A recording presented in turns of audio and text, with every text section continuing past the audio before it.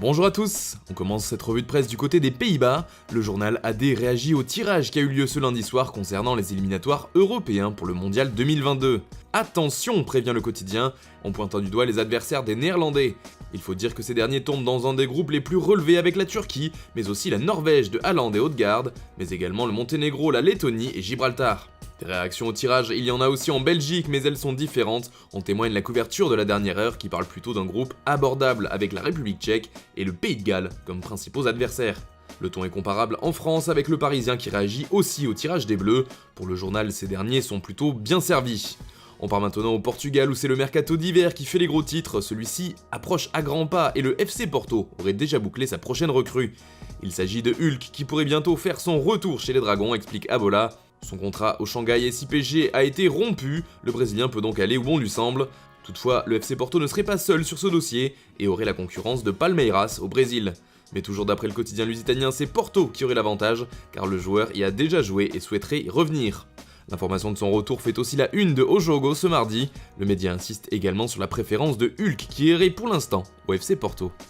En Espagne, les médias n'attendent plus qu'une chose, le duel entre Cristiano Ronaldo et Lionel Messi. Le Barça accueille la Juventus ce mardi soir et la vieille rivalité entre les deux stars fait encore saliver tout un pays. Comme au bon vieux temps se remémore Marca, du côté de Mundo Deportivo aussi on se régale du retour de ce duel entre les deux joueurs les plus récompensés ces dernières années. Les deux stars s'affrontent pour la 36e fois, rappelle le quotidien ibérique, mais cela faisait 1 an et demi qu'ils ne s'étaient pas mesurés l'un à l'autre. Pareil pour la couverture de AS qui parle du duel le plus attendu entre les deux génies du foot, un match à 11 ballons d'or. Du côté de l'Italie, la presse s'impatiente aussi du duel entre le Barça et la Juventus, mais surtout du match dans le match entre Lionel Messi et Cristiano Ronaldo. Pourtant, une autre information fait la couverture de Tuttosport, l'annonce de l'agent Mino Raiola à propos de Paul Pogba.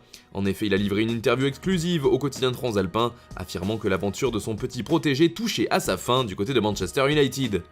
Je peux vous dire que c'est fini pour Paul Pogba à Manchester United, a-t-il affirmé.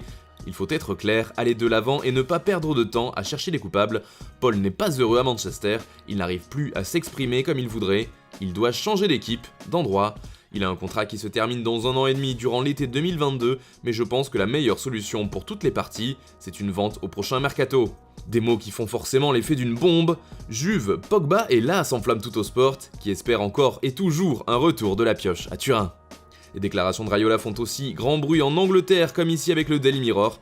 Le tabloïd affirme que cette annonce a déclenché une vraie fureur du côté de Manchester United. Plus que les mots forts de l'agent, c'est surtout le timing qui rend furieux les dirigeants des Red Devils, affirme le Daily Mirror, alors que l'équipe joue sa qualification pour les 8e de Ligue des Champions. Pour le Daily Express, cette fois pas de doute, le temps de Pogba à United est bien fini. L'annonce de Raiola fait aussi les gros titres de The Guardian ou encore du Daily Telegraph, qui choisit d'insister sur le côté malheureux du milieu de terrain de l'équipe de France et de son souhait de partir à l'issue de la saison. Enfin, on termine ce tour de la presse en France avec le Paris Saint-Germain qui joue gros ce mardi face à l'Istanbul Başakşehir. En effet, comme le rappelle l'équipe, une victoire ce soir et les Parisiens sont assurés de finir en tête du groupe, ce qui pourrait leur offrir un 8e de finale plus abordable. En revanche, ce ne sera pas le cas pour Rennes qui joue contre le Séville FC ce mardi. Le seul enjeu du match sera pour les Andalous. Ces derniers veulent bien finir cette phase de groupe en faisant le plein de confiance, explique Estadio Deportivo. Mais aucune urgence au classement pour le club ibérique. Voilà, c'est tout pour aujourd'hui, on se retrouve dès demain pour une nouvelle revue de presse sur Foot Mercato.